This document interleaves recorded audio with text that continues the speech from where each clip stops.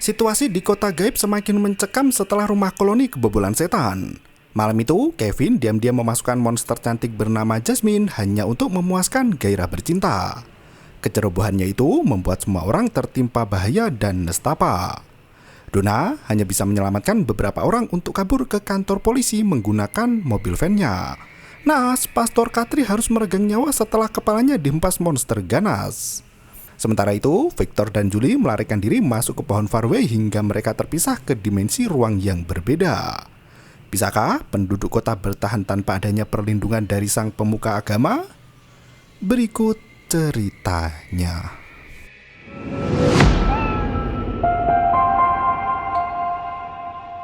Setelah kejadian malam berdarah, Sheriff langsung berkemas-kemas untuk mengembara ke dalam hutan.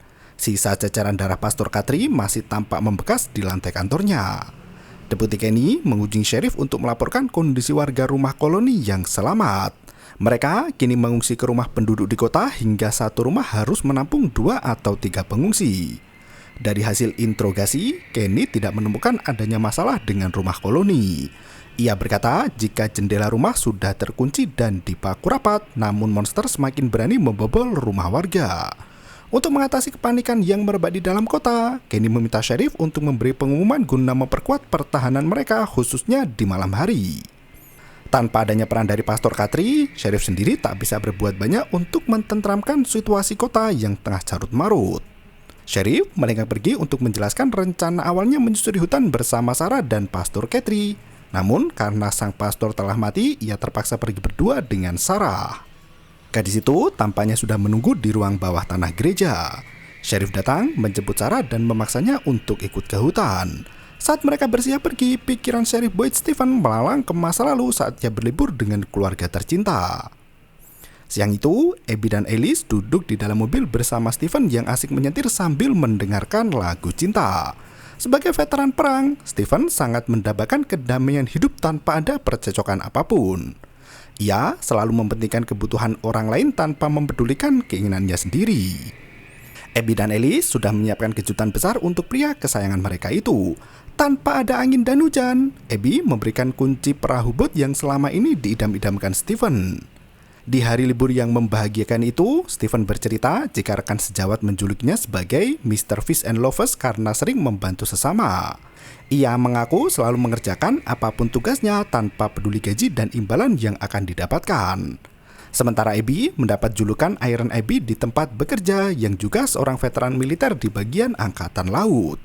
Pasangan veteran militer ini sama-sama mendambakan masa pensiun yang tenang dan hidup sebagai penduduk sipil misterius dengan tinggal di kapal bot. Saat tahu dirinya dibelikan perahu, Stephen sangat luar biasa senang, bahkan Alice sampai terkekeh melihat tingkah ayahnya yang seperti anak kecil kegirangan. Tiba-tiba, Thank you. saat itu mereka masuk ke kota gaib di mana pohon besar tumbang jatuh melintang menghalangi jalan. Stephen turun dari mobilnya disambut oleh burung gagak yang berkaok-kaok. Stephen tersadar dari lamunannya di mana ia sudah berjalan jauh ke dalam hutan bersama Sarah. Gadis itu masih belum mengetahui apa yang terjadi semalaman di rumah koloni. Ia menanyakan keberadaan Pastor Katri yang tidak terlihat di sekitaran kota. Sheriff menjelaskan jika Pastor Katri telah mati setelah kejadian penerobosan monster di rumah koloni tadi malam. Sarah langsung menangis mendengar hal itu. Sheriff memaksa Sarah untuk terus berjalan ke tengah hutan berharap bisa menemukan petunjuk dari gadis itu. Saat mereka melangkah, Stephen kembali ke kenangan masa lalu saat pertama kali menginjakan kaki di kota Saranjana. Ia menyadari ada hal yang tak beres di kota gaib itu. Abby turut merasakan hal mengerikan di dalam kota seolah tempat itu dihuni oleh makhluk asing. Tiba-tiba, Pastor Katri menghentikan mobil Stephen di sore hari sebelum matahari terbenam. Pria itu memaksa Stephen untuk bersembunyi dengannya sebelum para monster datang menyergap. Pastor meminta Stephen untuk bergegas sebelum matahari terbenam karena jika tidak mereka semua akan mati. Abby sampai mengeluarkan pistol mengira Pastor Katri adalah orang jahat yang hendak merampok mobilnya. Katri berkata jika pistol itu bisa digunakan sebagai perlindungan diri dan meminta Abby untuk tetap membawa pistol itu. Steven awalnya tak mau ikut dengannya, namun suara jeritan manusia yang sekarat memaksa mereka untuk masuk ke dalam tempat persembunyian teraman di kota. Mereka mengikuti Pastor Katri masuk ke tempat rahasia di bawah tanah dan mendengar suara aneh dari permukaan. Di dalam persembunyian sempit itu, mereka bertemu Donna dan Dale yang sama-sama lari dari kejaran monster mengerikan. Donna mencoba menenangkan Abby dan meminta wanita itu untuk menyimpan pistolnya. Pastor Katri berjanji akan menjelaskan semua hal saat pagi menjelang dan meminta mereka untuk tetap diam sebelum monster mengetahui tempat persembunyian itu. Suara dentuman disertai teriakan pilu terdengar semakin dekat di atas kepala mereka. Suara itu membungkam semua pertanyaan di benak masing-masing jiwa. Steven kembali ke masa semula di mana ia berjalan menyusuri hutan bersama Sarah. Mereka sampai di pondok kecil yang berjarak 1 km dari batas pepohonan kota. Ia meminta Sarah untuk menunggu di tempat itu karena ada banyak barang yang harus dikemas Sheriff sebelum mengembara. Ia berjanji akan kembali sebelum langit gelap. Steven bergegas pergi untuk mengambil berbagai kebutuhan di kota dan menutup pintu pondok itu, meninggalkan Sarah sendirian di sana. Saat berjalan pulang, Steven kembali teringat kejadian di masa lalu. Setelah semalaman suntuk bersembunyi di ruang bawah tanah, ia akhirnya bisa keluar dari tempat itu dan melihat kenyataan yang jauh lebih mengerikan dari mimpi buruk itu sendiri. Bongkahan mayat manusia berceceran di sepanjang jalan kota tanpa ada yang mengurus jasad mereka. Semua orang yang berhasil bersembunyi di ruang bawah tanah keluar dengan tangis histeris melihat potongan bangkai berserakan di jalanan. Pastor membawa Steven dan keluarganya ke restoran agar mereka bisa mencerna semua yang terjadi di sana dengan baik. Bersama Donna, Pastor Katri menjelaskan berbagai hal yang harus mereka lakukan agar selamat dari cengkraman monster gila. Semua orang yang berada di kota gaib itu terus berlari dan bersembunyi dari kejaran monster di setiap malamnya. Banyak di antara mereka yang mencari jalan pulang, namun selalu kembali ke tempat semula sebelum akhirnya menyerah dan menjadi mangsa empuk. Steven melihat celah kosong yang selama ini tidak dibangun dalam kota. Ia bersikeras untuk membentuk sistem tatanan kota yang memungkinkan semua orang hidup layak dan selamat dari mangsa monster gila. Mereka harus melakukan rotasi tempat persembunyian dan membuat tempat baru untuk mengecoh para monster. Steven mulai mengkoordinasikan warga dan membuat tempat penyimpanan yang berguna sebagai inventaris kota.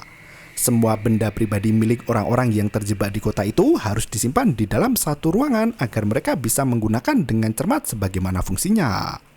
Ia meminta Donna untuk memasok persediaan yang dibutuhkan warga. Mereka semua harus berbagi makanan dan benda konsumtif lainnya dengan jatah yang sama rata. Sementara Abby akan membuat sistem keamanan untuk tempat sembunyi di malam hari yang jauh dari jangkauan para monster. Steven membantu berkelana mencari tempat baru agar mereka bisa terus berotasi menghindari serangan monster di malam hari. Adegan kembali ke masa semula di mana Steven baru sampai di kawasan kota setelah berjalan 1 km jauhnya. Ia melihat keributan di depan restoran Butian di mana Tom dan Ellie hendak mengambil persediaan sebelum semua makanan habis dimakan penghuni rumah koloni. Sheriff menegaskan jika jatah untuk penghuni rumah koloni akan dialihkan ke restoran kota. Mereka diminta tenang dan kembali ke rumah masing-masing. Hanya karena pengungsi tinggal di rumah mereka, warga kota mulai resah dengan persediaan makanan yang kian menipis. Hal itu membuat Steven teringat dengan pagi pertama di kota. Sembari menatap ke arah pepohonan, Pastor Katri menjelaskan jika monster itu hanya muncul saat matahari terbenam dan lenyap di saat pagi menjelang. Untuk memenuhi kebutuhan harian warga, Steven bertekad untuk mencari sumber air dan makanan di dalam hutan. Sebagai mantan tentara yang sudah 30 tahun mengabdi, Steven sudah terbiasa melihat tempat terburuk di berbagai belahan bumi. Sementara Abby adalah marinir yang tangguh disegani rekan-rekannya. Melihat situasi mencekam dalam kota, Abby teringat dengan mimpi buruknya di masa kecil dulu. Alice sempat menyapa ibunya itu dan mengajaknya pergi untuk membantu Steven. Abby hanya berkata jika ia masih punya banyak hal yang harus dilakukan dan melenggang pergi meninggalkan Alice. Setelah berjalan menerobos batas pepohonan, Steven mendapat tangkapan kambing liar yang asik makan rumput di tanah lapang tak jauh dari kota. Tak hanya kambing, Steven juga melihat ada ayam di luar sana. Ia meminta Pastor Katri untuk mengerahkan warga dan mulai membangun kandang ternak di dekat gudang. Alice menghampiri ayahnya dan mengobrol berdua. Steven terpaksa memasrahkan kambing itu pada Pastor Katri dan melenggang pergi. Alice meminta sang ayah untuk berhenti pergi ke hutan. Mereka sudah beberapa hari tinggal di kota gaib itu tanpa ada usaha untuk pergi. Alice menyadari ada perubahan pada sikap ibunya di mana situasi mulai mempengaruhi pikirannya. Stephen berkata jika ia pergi ke hutan untuk memenuhi kebutuhan hidup para warga. Alice menegaskan jika ia dan ibunya membutuhkan Stephen di dekat mereka agar tetap waras. Stephen hanya berkata jika istrinya memiliki mental baja dan wanita terkuat di marinir. Kan hari sudah semakin sore, Stephen meminta Alice untuk membantu ibunya mengamankan warga. Ia berjanji akan berbincang serius nanti malam. Pria itu kembali masuk ke hutan dan memberi tanda arah pulang di dahan pohon. Anehnya, seekor anjing muncul di depannya dan menatap dengan tajam. Stephen mendekati anjing itu, namun si anjing lari kalang kabut. Stephen terpaksa mengejarnya hingga kehilangan jejak. Si anjing menghilang tanpa arah, membiarkan Stephen tersesat di dalam hutan tak tahu arah pulang. Pria itu terus berjalan sembari mencari tanda di pepohonan, namun langit akan segera menampakkan sisi tergelapnya. Tanpa mengenakan perlindungan apapun, Stephen mulai mendengar eraman monster dari balik pepohonan. Ia bergegas mengeluarkan pistol dari celana dan mengarahkan pistol itu ke sumber suara. Ia melangkah mundur hingga tersungkur di gua bebatuan. Tak berselang lama, sosok monster berseragam militer dengan beberapa wanita mengintip ke dalam lubang gua itu. Anehnya, mereka tidak menyerang Stephen dan melangkah pergi begitu saja. Di dinding gua itulah, Stephen menemukan beberapa jimat penangkal monster yang tergantung di sampingnya. 3 batu dengan simbol berbeda diduga sebagai penangkal ampuh yang bisa mengusir monster dari kediaman manusia. Setelah langit cerah, Stephen memungut semua jimat perlindungan di sekitar gua batu itu untuk dibawa pulang ke kota. Sesampainya di sana, Stephen berulang kali mendengar suara tembakan di mana banyak orang tunggang langgang lari ketakutan. Abby menembaki orang-orang dengan pistol agar mereka menjauh dari mimpi buruk itu. Stephen berlari mengejar istrinya dengan pistol dan membujuk Abby untuk berhenti menembak. Ternyata Abby mengira jika Stephen telah mati karena tak kembali dari hutan semalaman suntuk. Ia berpikir jika kenyataan pahit itu hanyalah mimpi sama seperti mimpi buruknya di masa kecil. Donna turut berlari menyelamatkan kerabatnya yang mati di tangan Abby. Hal itu membuat Donna dan Stephen tak pernah bisa akur lagi. Stephen berusaha membujuk Abby untuk berhenti menembak, namun istrinya itu berkata semua hanya mimpi. Dengan cara menembak, mereka akan segera terbangun dan kembali ke dunia nyata. Tiba-tiba Alice datang dan memanggil ibunya dari kejauhan. Abby langsung mengarahkan pistol ke putranya sendiri dan Stephen terpaksa menembak kepala istrinya sendiri untuk melindungi Alice, putra sematawayang. Di tempat lain, Fatima menemani Alice di klinik yang mengalami cedera setelah terjun dari lantai 2. Tak hanya kaki yang terluka, tulang belakang Alice mengalami trauma cukup parah hingga harus diperban dengan kencang. Christy meminta Fatima untuk menjaga Alice agar pria itu tidak pergi kemana-mana sampai cedera di tubuhnya membaik seperti sedia kala. Tak berselang lama, Kenny menghampiri Christy dan menanyakan jika klinik membutuhkan bantuan. Christy berkata jika malam nanti klinik akan penuh dengan pasien yang butuh perawatan intensif. Ia meminta Kenny untuk menjaga keamanan klinik bersamanya agar para pasien bisa beristirahat dengan tenang. Mereka bertukar buku novel dan saling bergantian membaca per babnya. Kala itu, Kenny baru usai membaca bab 6 dan memberikan pada Christy agar wanita yang ia sukai itu bisa membaca bab 6 juga. Sebelum pergi, Christy sempat mencium pipi Kenny sebagai wujud terima kasih atas semua yang diberikan sang deputi padanya. Stephen mengemasi barang-barang untuk pergi ke hutan bersama Sarah. Kenny meminta Stephen untuk tetap tinggal karena situasi kota masih belum kondusif. Apalagi setelah kejadian semalam, warga mulai panik dan tak percaya dengan jimat pelindung. Kenny menuturkan jika jimat itu ibarat pencegah sementara di mana nyawa mereka masih bisa melayang sewaktu-waktu. Kenny melenggang pergi. Ia tak bisa menerima keputusan Stephen untuk pergi dari kota dan mengembara di dalam hutan sendirian. Ia tak tahu jika Sarah akan menemani perjalanan Stephen. Donna masuk ke kantor polisi sementara Kenny melenggang pergi. Sheriff mengajak Donna ke klinik untuk berpamitan dengan Alice. Sebelum mengembara ke dalam hutan, Stephen menemui Alice yang masih berada di klinik dengan luka serius di sekujur badan. Ia berkata akan pergi hari itu juga untuk mencari jalan keluar dari kota gaib yang sempit dan mengerikan. Alice tampak berat melepaskan sang ayah, namun Stephen tetap bersikeras. Ia melenggang pergi dan berpamitan dengan Donna. Meski memiliki banyak beda pendapat, Steven sangat berterima kasih dengan kebaikan Donna selama ini yang menjaga anaknya di rumah koloni. Donna mengantarkan kepergian Steven dengan pelukan hangat. Ia meminta Steven untuk kembali dan hidup bersama-sama lagi. Fatima mengetahui jika Alice masih menyalahkan ayahnya atas kematian Abby. Ia berkata jika kematian Abby bukan salah Steven dan bukan salah Alice juga. Kota terkutuk itu yang telah membunuh banyak nyawa, bahkan orang hidup seperti mati karena kesedihan. Fatima membujuk Alice untuk memaafkan sang ayah dan mengantar kepergian Steven saat itu juga agar tidak ada penyesalan lagi di kemudian hari. Di waktu yang sama, Steven sudah berada di kantor polisi dan menanggalkan jas sheriff kebanggaannya. Ia mengganti pakaian dan mengemasi barang-barang seperti tenda serta korek api. Saat menuju ke pondok di ujung batas pepohonan, Alice berteriak memanggil ayahnya. Sedari tadi, Alice mengikuti langkah ayahnya pergi untuk mengucapkan selamat jalan. Ia menceritakan kejadian malam saat monster menyebu rumah koloni. Jika tak ada jimat di pintu, maka ia dan Fatima tidak akan bisa selamat karena monster sudah mengepung di luar rumah. Alice menyadari betapa pentingnya jimat itu dan jika ayahnya tidak mengembara ke hutan saat itu, mungkin mereka harus bersembunyi di kolong bawah tanah setiap malamnya. Alice berkata jika kematian ibu bukanlah salah sang ayah. Ia meminta maaf karena merasa marah dan menyalahkan ayahnya atas kematian Abby. Mereka saling berpelukan hingga Sarah keluar dari pondok itu. Alice tanpa emosi melihat wajah Sarah yang membunuh Toby juga Nathan. Steven berjanji akan menceritakan semuanya setelah ia kembali dari hutan nanti. Ia meminta Alice untuk percaya padanya dan merahasiakan hal itu dari warga kota. Mereka berpisah dan perjalanan Steven dimulai. Sementara itu, Jed termenung di depan rumah hingga Kenny membawa 3 orang dari rumah koloni untuk mengungsi sementara di rumahnya. Kondisi rumah koloni yang jebol dan rusak parah butuh waktu beberapa hari perbaikan hingga siap untuk dihuni kembali. Jed menanyakan kondisi Victor yang keberadaannya tidak diketahui setelah masuk ke lubang pohon farway. Di tempat lain, Julie kembali tinggal bersama keluarganya dan menceritakan kejadian tak terduga malam itu.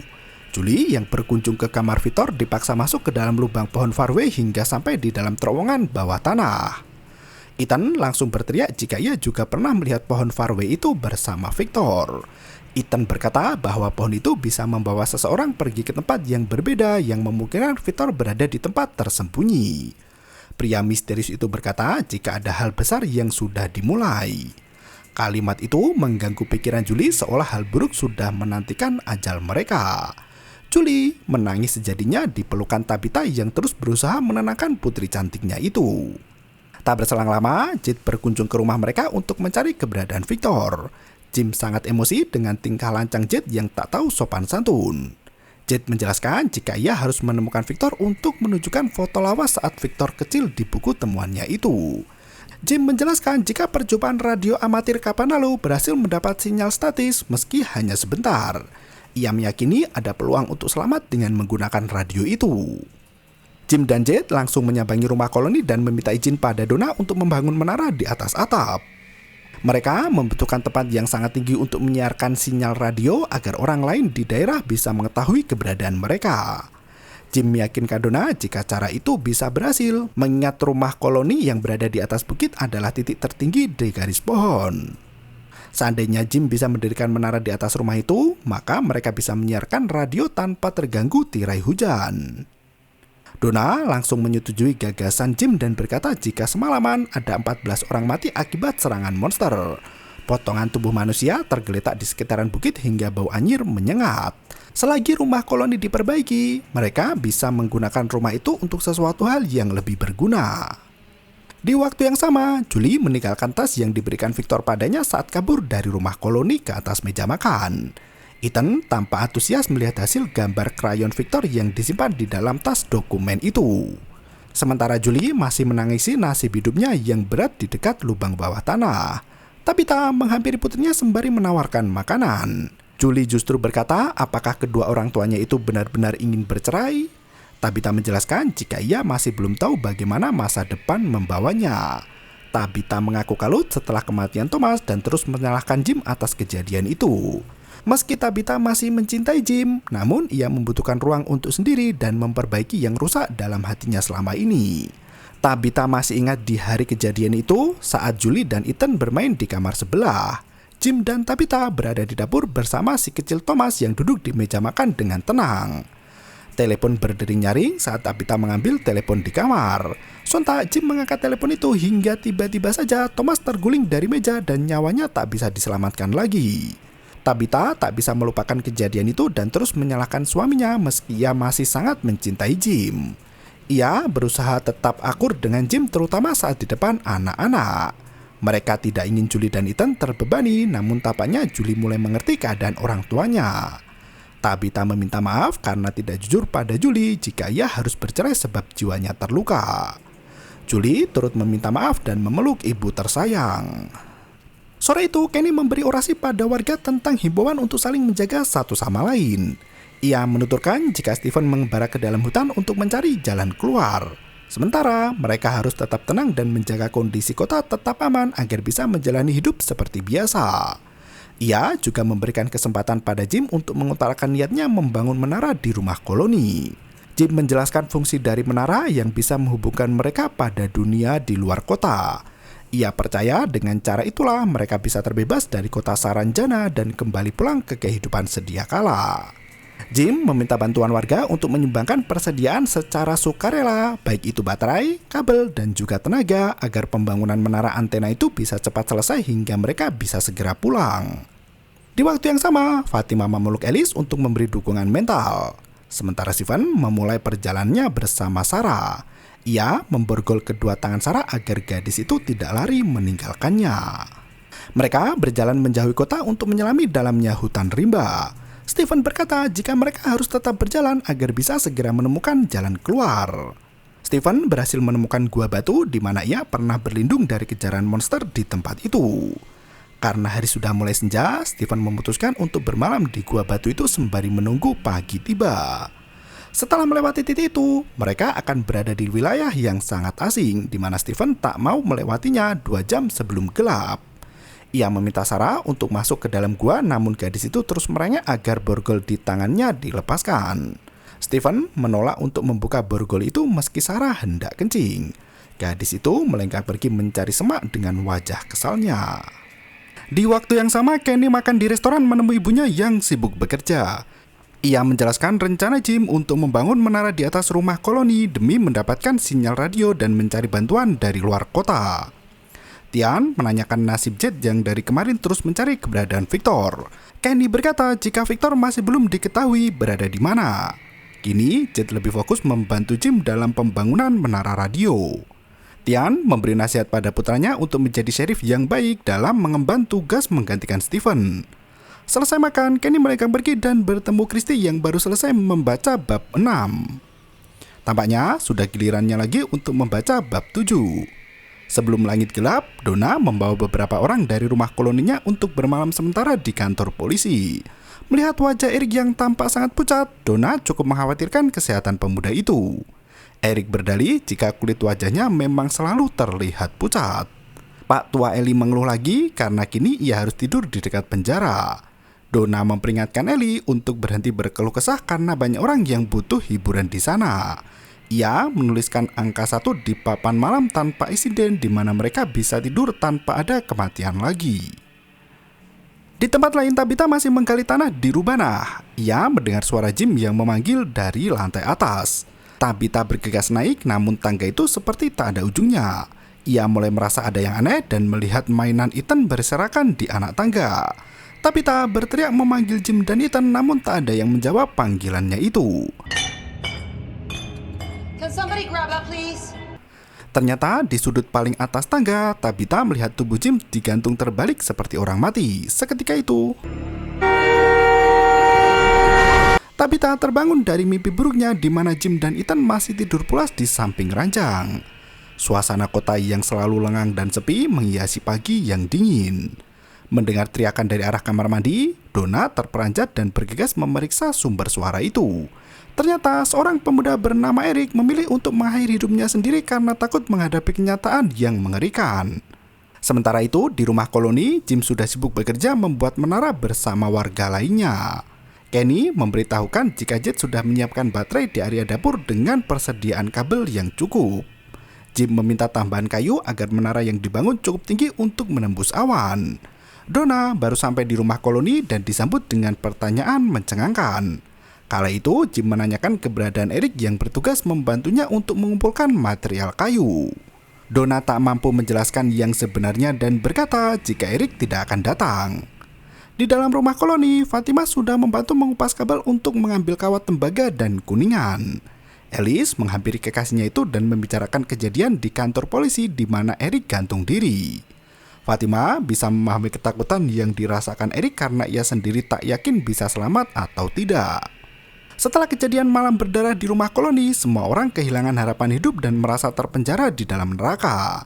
Bahkan setelah menara itu jadi dan membawa mereka pulang, tempat tinggal sebelumnya belum tentu menjadi rumah terbaik bagi mereka lagi. Alice menceritakan ketika Stephen pulang dari perang di Afghanistan. Ayah Alice mengungkapkan jika pulang setelah perang seperti kembali dari planet lain. Alice lebih takut jika dirinya yang berubah, bukan tempat tinggal yang berubah. Fatima melenggang pergi meninggalkan kekasihnya yang tak tahu maksud dari percakapan itu.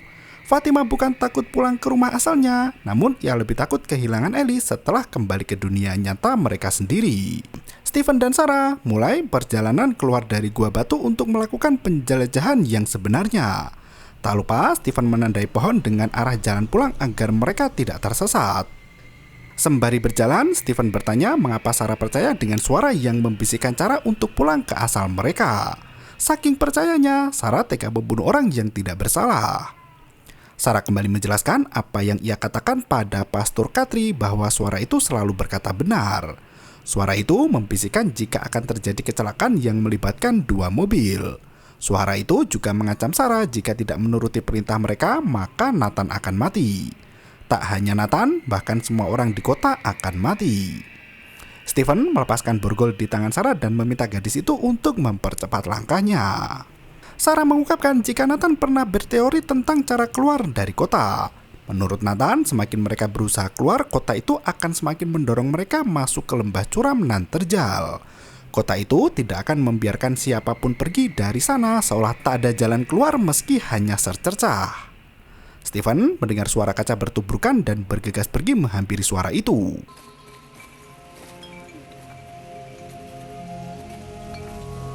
Mereka sampai di sebuah pohon dengan botol kaca yang bergelantung di sana.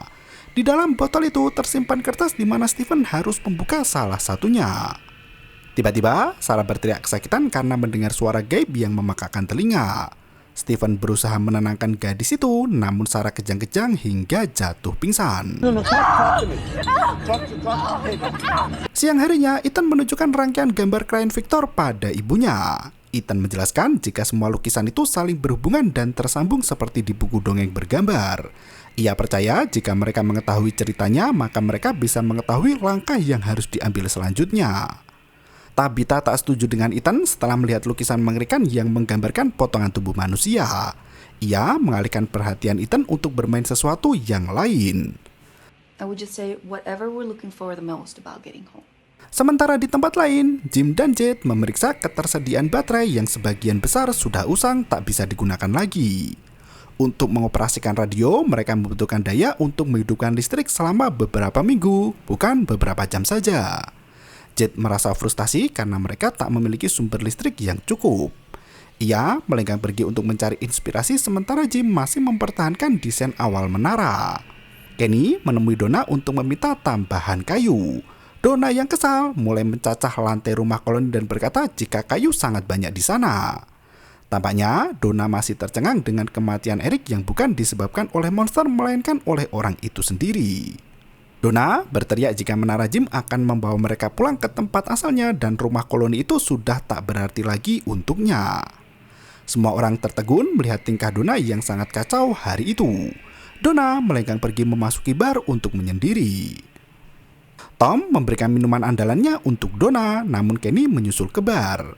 Kenny meminta ditinggalkan berdua saja dengan Donna. Ia masih mengira jika Donna kesal atas kematian Eric. Donna justru berkata jika keinginan Eric untuk meninggalkan kota telah tercapai. Kenny bertanya apakah Donna meragukan menara buatan Jim di rumah koloni. Donna berkata jika menara itu gagal, maka warga kota telah kehilangan separuh harapan hidup mereka. Menara itu telah membuat orang percaya dan menaruh harapan besar padanya. Saat menara gagal, semua orang yang menaruh harapan akan menyerah dan mati bundir. Donna memperingatkan kejadian masa lalu yang pernah dialaminya sendiri sebelum Kenny hadir di kota itu.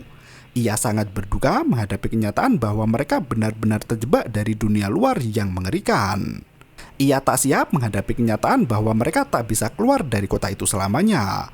Meski mereka sudah keluar dan kembali ke dunia asalnya, maka pikiran mereka masih terjebak dalam kerinduan yang mendalam. Selama bertahun-tahun tinggal bersama dengan kebiasaan yang dibangun sedemikian rupa, membuat Donna sedih untuk meninggalkan tempat itu. Ia berbisik jika Kenny akan sangat merindukan kota gaib itu di mana semua orang saling menjaga tanpa ada permasalahan yang berarti. Setelah Donna pergi, Kenny menemui Christy yang termenung sendirian di depan klinik. Christy bergumam jika Eric adalah teman baiknya. Eric menderita penyakit celiak dan sering berobat ke klinik. Kembung dan dehidrasi menjadi penyakit kambuhan yang sering menyusahkan Eric dalam bertahan hidup. Christy sangat terpukul dengan cara kematian Eric yang begitu menyedihkan. Christy meminta Kenny berjanji padanya untuk saling bertukar cerita jika mengalami hari yang sangat buruk. Ia tak ingin kehilangan temannya lagi dengan cara bundir. Kenny memeluk Christy untuk meringankan kesedihan di hatinya. Di tempat lain, Jet pulang untuk membantu Tian menyiapkan makan siang. Jet mengeluhkan sikap Jim yang memaksanya untuk menemukan sumber listrik. Tian menyalakan lampu di rumahnya dan berkata jika mereka memiliki banyak sumber listrik. Jet terlintas ide baru untuk menyambungkan listrik dari lampu ke menara radio. Di tempat lain, Julie membantu ibunya menyingkirkan tumpukan tanah di Rubana yang semakin meninggi. Ia juga meminta sang ayah untuk ikut bekerja bersama-sama. Saat malam menjelang, Stephen mendirikan tenda untuk melindungi Sarah dari mara bahaya. Gadis itu terlihat masih pingsan hingga langit tampak gelap gulita. Tak berselang lama, Sarah membuka mata dengan penuh ketakutan. Stephen meyakinkan Sarah jika mereka berada di tempat aman karena tenda itu sudah digantungi jimat. Saat Sarah pingsan tadi, Stephen berhasil mengambil satu botol yang tergantung di pohon yang di dalamnya terdapat kertas bertuliskan 1864. Sarah mengungkapkan jika suara yang ia dengar berbeda dari biasanya. Suara itu terdengar seperti seorang wanita yang berteriak di telinga Sarah dengan sangat kuat. Suara itu mengaku jika dirinya salah dan Stephen tidak seharusnya menjelajahi hutan. Ada hal luar biasa di sana yang jauh lebih mengerikan dari monster perkotaan. Suara itu terus mengulang peringatan yang sama dan memanggil Mr. Fish and Loaves di mana-mana. Panggilan itu ditujukan untuk Stephen. Tiba-tiba saja tenda mereka bergetar dan suara gemuruh terdengar memakakan telinga. What's happening? I don't know. Stephen dan Sarah sampai tak bisa duduk tenang karena tenda itu dilanda gempa hebat. Di waktu yang sama, Tabitha masih menggali tanah Rubana hingga sampai di ujung lantai yang keras. Kabel itu mengarah ke bawah lantai semen yang keras, sementara itu Stephen dan Sarah masih berjuang untuk bertahan di tengah gempuran teror hutan mengerikan. Setelah tenda berhenti bergerak, Stephen langsung memasang jimat kembali ke gantungan. Sarah kembali memperingatkan Stephen jika mereka tidak seharusnya berada di tempat itu. Semburat cahaya sangat terang menyinari tenda hingga berulang kali melintasi mereka. Saat pagi menjelang, Ethan asik bermain di kamar hingga membangunkan Julie yang tidur di sampingnya. Jet masuk ke rumah Jim untuk memberi solusi dari masalah listrik yang membelenggu. Ia menunjukkan cara agar menara dan radio amatir mereka bisa menyala. Dengan menggunakan lampu di rumah koloni, ia mengalirkan listrik dari lampu itu ke menara. Ia melepas bolam lampu di rumah Jim dan menjepit kabel hair dryer ke dalam lubang lampu itu. Setelah memasang lampunya kembali, ia menyalakan dan seketika hair dryer itu ikut menyala. Dengan cara itu, Jet yakin menara bisa beroperasi selama berbulan-bulan tanpa menggunakan baterai cadangan. Jim berkata jika mereka bisa mengubah rumah koloni menjadi baterai raksasa yang siap mengaktifkan menara. Di tempat lain, Sarah dan Stephen masih dalam tenda menunggu situasi kondusif. Setelah berbincang sebentar, Stephen membuka pintu tenda dan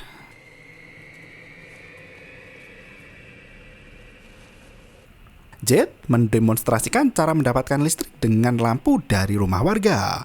Ia meminta bantuan semua orang untuk mengumpulkan besi dan konduktor apapun yang bisa mengalirkan listrik ke menara. Jim menjelaskan berbagai hal yang dibutuhkan termasuk kawat apapun jenisnya. Ia dan Julie akan mencari material di gudang sementara warga bisa mencari di tempat terdekat.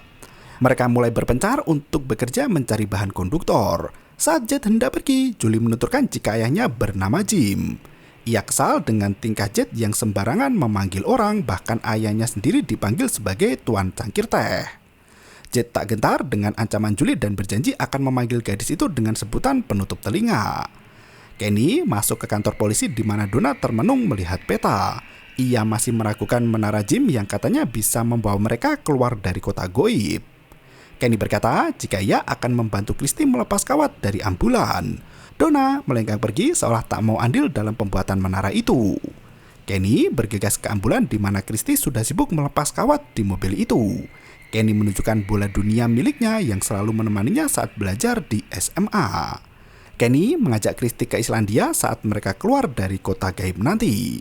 Christy langsung menolak dan berkata jika ia sudah bertunangan dengan seseorang. Kenny salah tingkah dan bergegas pergi dengan mengangkut setumpuk kawat. Di tempat lain, Tabitha mengais besi di gudang bar milik Tom, sementara Tom bersikap acuh tak acuh sama seperti Donna. Sebelum menara bisa menyala dan mereka kembali ke hidup masing-masing, Alice menggunakan kesempatan untuk melamar Fatima. Ia mengungkapkan semua keinginan dan perasaannya itu di depan rumah koloni dengan cincin kawat sederhana. Fatima tak bisa menolak cinta Alice hingga mereka berdua saling berciuman. Adegan berganti di mana Stephen masih berjalan menyusuri hutan bersama Sarah. Serat putih tampak menyelimuti pepohonan seperti sarang laba-laba. Stephen mulai mendengar suara wanita yang minta tolong padanya. Ia berlari menghampiri suara wanita itu yang ternyata berasal dari pohon tinggi besar. Ia menghalau semua serat putih itu hingga tampak seorang wanita mirip seperti istrinya yang menangis kesakitan. Seketika itu, Stephen berlari keluar namun tubuhnya dikerumuni laba-laba besar. Ia buru-buru membuka baju namun laba-laba itu menggigit sekujur badan. Sarah turut membantu menyingkirkan laba-laba hutan yang ganas dan sangat liar. Di waktu yang sama, menara sudah berhasil dibuat. Jim hendak memindahkan menara itu ke atas atap rumah koloni dengan menggunakan katrol. Ethan justru khawatir melihat kondisi Victor yang masih belum diketahui keberadaannya. Sementara itu, Stephen semakin lemah dan kelelahan akibat efek racun laba-laba. Sarah membujuk Stephen untuk kembali ke kota, namun pria itu tetap memaksa berjalan lebih jauh. Tubuhnya semakin lemah hingga pria itu tersungkur ke tanah. Sarah meminta Stephen untuk bertahan dan kembali ke kota dengan segera. Saat mereka hendak pergi, langit tampak sangat mendung seolah badai hendak menerjang kota. Di rumah koloni, Jim berhasil memindahkan menara ke atap rumah. Jet buru-buru pulang untuk mengambil barang yang ketinggalan. Melihat Tian bersedih di depan altar suaminya, Jet menceritakan asal-usulnya dulu. Ia dibesarkan di Prancis dan tinggal bersama neneknya. Naas, nenek Jet meninggal di saat ia berusia 12 tahun. Ia terpaksa kembali ke Amerika dan tinggal bersama sang paman. Meski sang nenek sudah tiada, Jet tidak pernah bisa meninggalkan Prancis. Ia menangis harian di bandara bahkan saat berada di pesawat. Ia merasa iba meninggalkan jasad sang nenek di Prancis sendirian. Seorang wanita di pesawat memberikan sebotol minuman untuk meredakan tangisan Jet. Wanita itu berkata bahwa arwah nenek akan selalu mengikuti kemanapun Jet pergi.